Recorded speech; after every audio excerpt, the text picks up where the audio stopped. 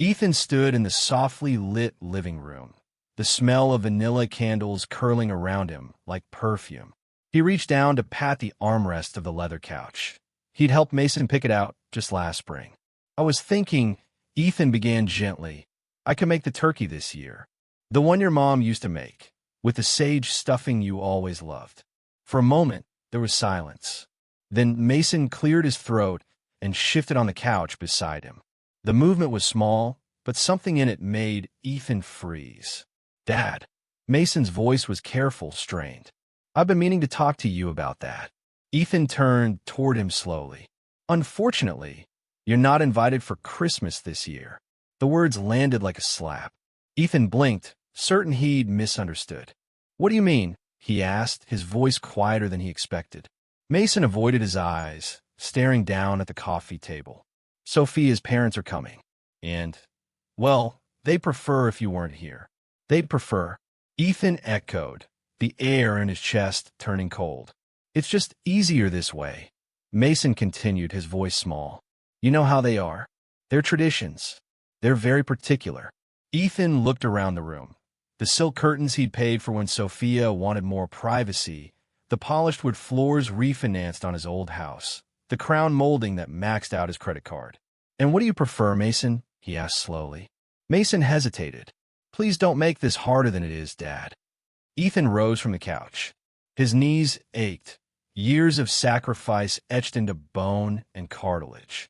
He walked past the family photos on the wall. In each frame, his face grew smaller, more distant, until he all but disappeared. He reached the door, hand on the knob, heart hammering with the weight of a quiet heartbreak. "Tell Sophia's parents," he said without turning around. "Merry Christmas." Then he opened the door and stepped into the icy December air. Behind him, Mason's voice was barely a whisper. "Dad, wait." But the door closed before the sentence finished. The cold bit at Ethan's cheeks as he stepped off the porch, his boots crunching softly against the frosted path. He didn't look back. There was nothing behind him he hadn't already paid for. He reached his old truck, the one with the cracked windshield and worn-out seat cushions, and paused with one hand on the door. His reflection in the window caught him off guard. Older than he remembered, eyes heavy with something deeper than exhaustion. He sat for a moment in the silence, letting the stillness settle around him. The street twinkled with Christmas lights, homes filled with warmth, laughter, the smell of cinnamon and gingerbread. Not his home. Not anymore. As he turned the key, the engine growled reluctantly to life. The heater wheezed, then hummed low. He sat there, staring at Mason's house glowing behind him. That house. The down payment had come from Ethan's second mortgage, taken out quietly after Mia's funeral. Mason had needed help. Sophia had said it was just to get them started. He had signed the papers without hesitation. He remembered the day the granite countertops arrived, Sophia gushing about how laminate was beneath them. $18,000 charged to Ethan's credit card. He hadn't bought himself a new pair of shoes that year. The hardwood floors? Ethan's idea. He'd driven Mason to 3 different showrooms, arguing about tone and texture, finally settling on a warm oak finish. It was supposed to make the house feel like home. The custom curtains, the dining table, even the oversized Christmas tree now visible through the living room window, all of it existed because Ethan had quietly sacrificed what little he had left. He thought of Mia, her photo still on the mantel back home. She would have smiled at his generosity, but even she would have told him, enough is enough. And now he wasn't good enough for their holiday. Too awkward, too loud, too out of place. A servant dismissed once the job was done. Ethan reached for the radio, but changed his mind. The silence told the truth better than any carol could. As he pulled away, the house faded behind him, its windows glowing like a stage, one he'd built, funded, and been cut from. The porch light flickered as Ethan unlocked the front door, its tired bulb barely piercing the early December gloom. The house was quiet, too quiet, the kind of silence that clung to your clothes and crept into your bones. He stepped inside, shrugged off his coat, and set his keys on the kitchen counter. The old heater kicked on with a rumble, but it barely warmed the air. Then his phone rang. Ethan didn't check the caller ID. He already knew. He let it ring twice before answering. "Sophia," he said evenly. Her voice came sharp and sweet, like polished glass. "Ethan, I heard about your little misunderstanding with Mason." "Misunderstanding?" he echoed. She gave a practiced laugh. "I think there's been a communication issue. You know how Mason struggles to express things clearly. What he meant was, it's just not the right time this year. My parents are very traditional." Ethan walked to the sink and stared out the window at the dark yard. "Traditional? They expect a certain atmosphere during the holidays," Sophia continued. "Elegant meals, thoughtful conversation, intelligent company. That sort of thing." Ethan gripped the phone a little tighter. "And I don't fit that picture?" A pause. "Then they're not used to your kind of food. Or music. It's very loud. And spicy." "My kind of food," he said, voice low. "You know what I mean. They're refined people. Educated. They summer in Europe. My father speaks at economic forums, Ethan. And I lay tile," he said flatly. She sighed. "Don't take it personally. This isn't about you. It's about appearances. About class." Class. The word rang in his ears like an insult wrapped in fine silk. "I see," Ethan said. "Besides," Sophia added quickly, "Mia understood these things. She knew when to step back. She didn't make scenes. She blended in." Ethan's silence stretched. When he finally spoke, his voice was colder than the December wind. "Don't you ever speak about Mia again." Sophia's tone hardened. "If you want to be part of this family, Ethan, you need to understand how we do things." "I understand," he said. "Perfectly." Then he hung up. The silence that followed wasn't empty. It was liberating. The next morning, Ethan brewed his coffee stronger than usual. He stood in the kitchen, watching the steam rise from the mug like ghosts of mornings past. Ones filled with hope, with family, with purpose. He reached into the drawer beneath the microwave and pulled out a worn manila folder. It had sat there for years, undisturbed, thick with bank statements, receipts, and loan documents. Ethan carried it to the dining table and opened it like a man opening a wound. $2,400 every month for the last 5 years. $144,000. Not including the $42,000 down payment. Not including the new roof, the backyard landscaping, the urgent repairs Sophia had insisted couldn't wait. Not including the kitchen renovation she'd posted about on social media. "Blessed to have such a beautiful home," the caption had read. He stared at the numbers until they blurred. Every transfer was another month he'd skipped his own dental work. Another time he'd passed up fresh groceries in favor of canned soup and frozen meals. All for what? To be dismissed like help at the back door. He reached for his phone and dialed his bank. "Thank you for calling Pacific Trust," chirped the automated voice. "For English, press 1. He did. After a brief hold, a live voice came on. "This is Janine. How can I help you today?" "I need to cancel an automatic transfer," Ethan said calmly. "Of course. Can I have the account number?" He read it from memory. The transfer to Mason and Sophia's mortgage account had become as regular as sunrise. Janine confirmed the details. "You've been making this payment for quite a while. Would you like to stop it immediately?" "Yes," Ethan said. His voice didn't shake. "Immediately." "All set," she replied. "Is there anything else I can help you with today?" He paused, then smiled faintly. "No, Janine. That's everything." He ended the call and stared at the silent phone. For the first time in years, next month's budget would balance. No more bleeding for people who called it generosity when they needed it, and inconvenience when they didn't. He slid the manila folder back into the drawer, not as a weight anymore, but as a record of what he gave, of what they took, and what he finally took back. Ethan was halfway through his second cup of Earl Grey when the phone rang. He let it buzz for a moment, then answered with a practiced calm. "Ethan," Sophia began without so much as a greeting, "I need you to pick up my parent from the airport this afternoon." Ethan swirled the spoon slowly in his cup. "Excuse me. Noah and Ava are flying in from Portland. Alaska Airlines, Flight 247, landing at 2 p.m. They'll be at Carousel 3. Be there early. My father hates waiting." Ethan looked at the clock. It was 10:42 a.m. I assume Mason is busy, he asked. Mason's working. I have final errands to run for Christmas dinner. You're the only one with time during the day, she said, the words laced with entitlement. He took a slow sip of tea. Interesting. Please don't start, she snapped. This is family. Families help each other. You told me yesterday I wasn't welcome at your Christmas table. There was a pause on the other end. Then, flatly, this isn't about dinner. This is about being useful. The air seemed to still in Ethan's kitchen. Of course, he said at last. I'll take care of it. Good, she replied. And wear something presentable. That blue shirt you wore to Mason's graduation. My mother appreciates proper grooming. Ethan hung up before she could say more. Then he turned off his phone.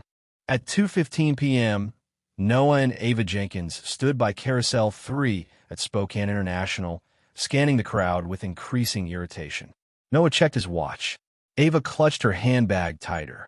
By 2:47, Sophia had sent 3 texts. Where are you? My parents are waiting. You said you'd be there.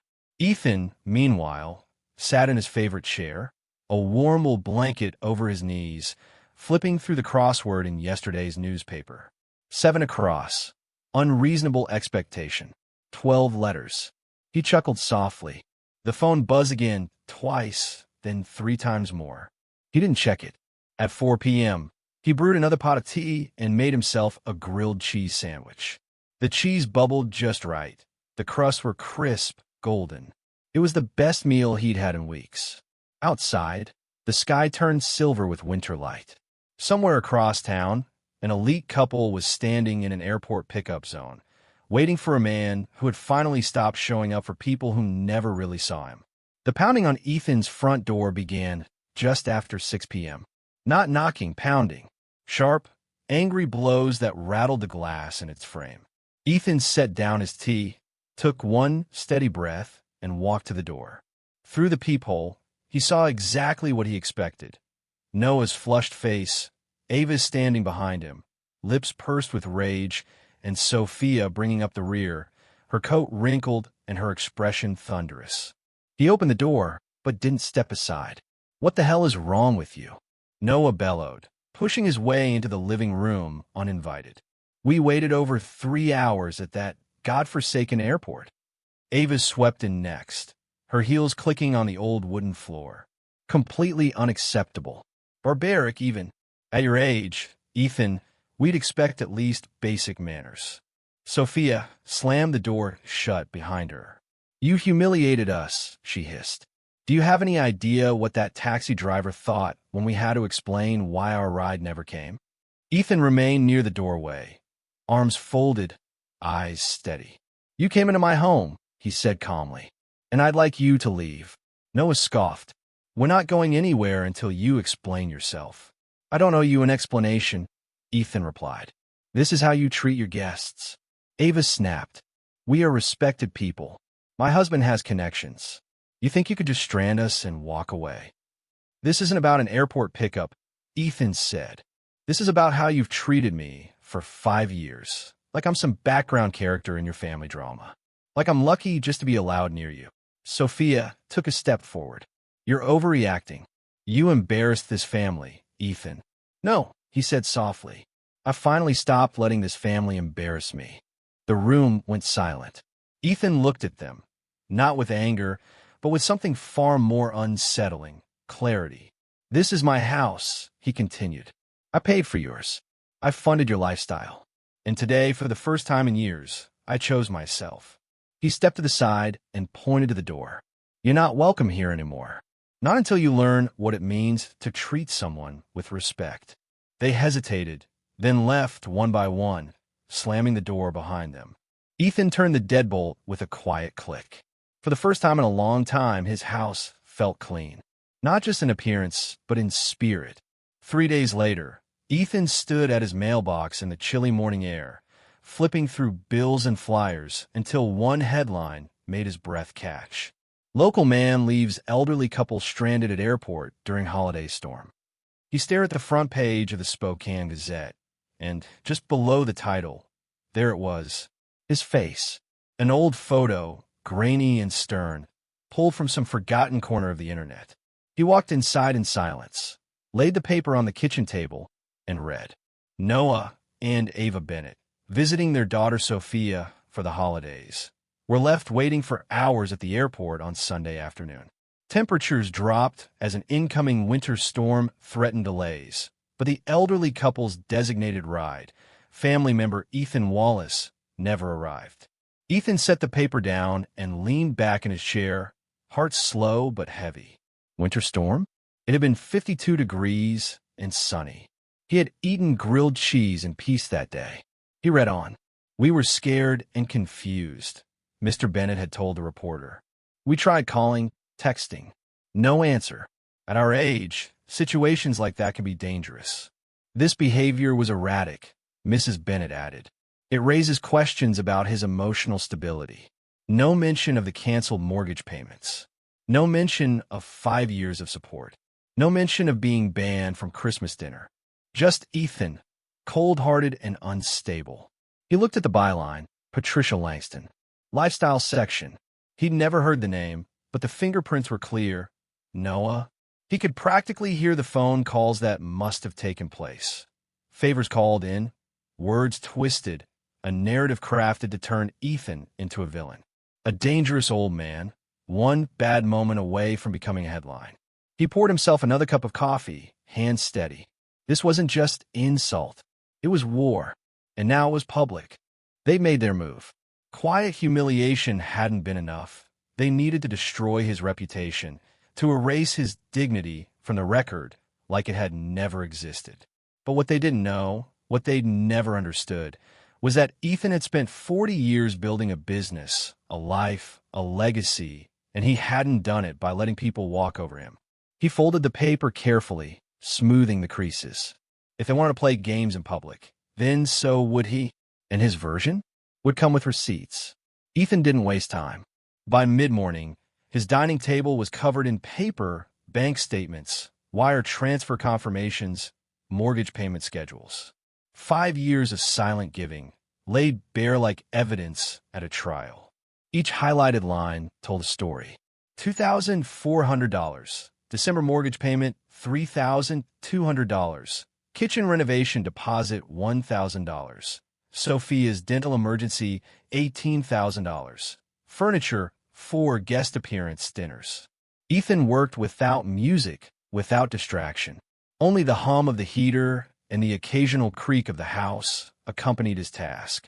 On one side of the table, he stacked screenshots from Sophia's social media, posts flaunting the very life he'd financed. So grateful for our beautiful kitchen remodel, red heart, #blessed, hosting Christmas this year in our dream home. There was no mention of Ethan, no trace of the man who'd made it all possible, just curated perfection and a carefully hidden trail of exploitation. By noon, he was organizing folders. 12 guests were invited to Sophia's Christmas dinner, according to the event she'd publicly posted. Family, friends, neighbors, social connections. So Ethan made 12 packets. Each included a 5-year breakdown of his monthly payments, receipts for large one-time expenses, photos of purchases his money covered, a printed copy of the newspaper article, annotated in red ink. He circled the false quotes, drew arrows to missing context, wrote the word lie beside every manipulated statement. It was methodical, precise, like laying the final tile in a mosaic of betrayal. When he finished, he sat back, rubbed the ache from his knuckles, and allowed himself a moment of stillness. He glanced at the wall calendar. December 24th circled in red. Not because it was Christmas Eve, but because it was perfect. The guests would be seated. The wine would be poured. And just as the roast came out of the oven, Ethan would deliver his own main course. Truth. Not in anger. Not in vengeance. But in cold, undeniable clarity. He walked over to the cabinet, pulled out the good briefcase, the one Mia had given him the year he opened his own business.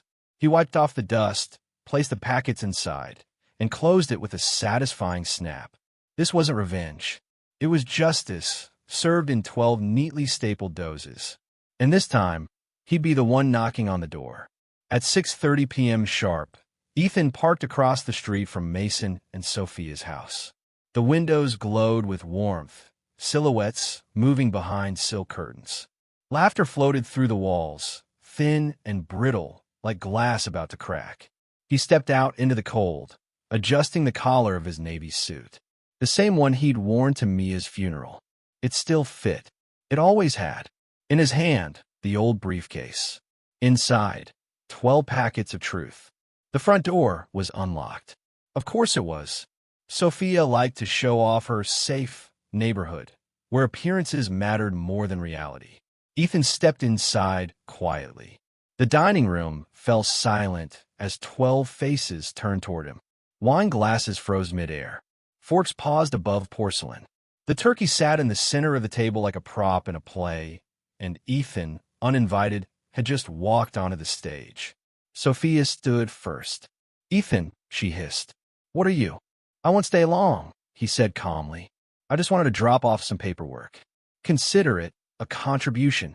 He walked around the table, placing one packet in front of each guest. Bank statements, receipts, screenshots, highlighted lies from the article. Noah's jaw tightened. Ava's eyes flicked through the pages. Mason looked like he'd forgotten how to breathe. "What is this?" asked an older woman in pearls. "Proof," Ethan said simply, "of everything I paid for over the past 5 years. Mortgage, renovations, Christmas dinners like this one. Over $200,000. All quietly given. All now exposed." He returned to the head of the table and pulled out a 13th copy. The article. "You might recognize this," he said, tapping the headline. "Except it's missing a few facts." Sophia's voice cracked. "He's twisting everything." "Really?" Ethan cut in. "Because your posts say otherwise." He held up a screenshot. "So excited to host in our dream home. A home he paid for. I thought," he continued, "you all deserve to know the truth before dessert." The room was still. Too still. Then, "This is disgusting," someone muttered. A man down the table pushed his plate away. "You use him like a bank and then trashed his name?" Even Mason opened his mouth, but no words came out. Ethan straightened his tie. "Merry Christmas." He turned and walked to the door, leaving behind 12 guests, one demolished lie, and a table set for a celebration built on silence. The click of the front door closing behind him sounded like freedom. It was a quiet Thursday evening in early spring when the knock came. Ethan opened the door to find Mason standing there, older than before. Not in years, but in weight. In wear. His suit was wrinkled, his shoulders sagged under invisible pressure. "Dad," Mason said softly, "we need to talk." Ethan stepped aside without a word. They sat in the living room. Mason on the edge of the couch, Ethan in a recliner he'd finally bought for himself after canceling 5 years of mortgage payments. The silence stretched, not awkward but necessary. "The house is in foreclosure," Mason said at last. "We're 3 months behind. Without your help, we can't keep it." Ethan nodded slowly. "I know. I'm not here to ask for money," Mason added quickly. He stopped, breathed. "I wanted to say I'm sorry. For Christmas. For everything," Mason said. "For letting Sophia's parents treat you the way they did. For not speaking up. For pretending I didn't see it. For choosing comfort over character." Ethan studied him. This wasn't the same man who had pushed his father aside in favor of appearances. This man looked like someone who'd been broken and rebuilt, slightly crooked but honest now. "I forgave you months ago," Ethan said quietly. Mason looked up in surprise. "But forgiveness," Ethan continued, "isn't a reset button. It doesn't mean we go back to the way things were. It means we start from here. Clean." Mason nodded, his voice barely above a whisper. "I want that." Ethan stood and walked to the mantel. Beside Mia's photo was a new one, him with Isabella and her grandchildren, all laughing over Easter pie. "You know," Ethan said, "last Christmas I had dinner with people who didn't care what I did for a living. They didn't care what I wore or how I spoke. They just wanted me there." Mason swallowed. "Sounds like family." "They are," Ethan said, then turned back to him. "You could be too, but not on Sophia's terms.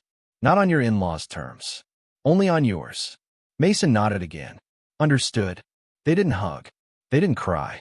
But as Mason stood to leave, he paused. Dad, I'm proud of you. What you did at dinner, it was brave. Ethan smiled gently. No, son, it was overdue. As the door closed behind Mason, Ethan poured himself a glass of wine, stepped out onto his porch, and breathed deep.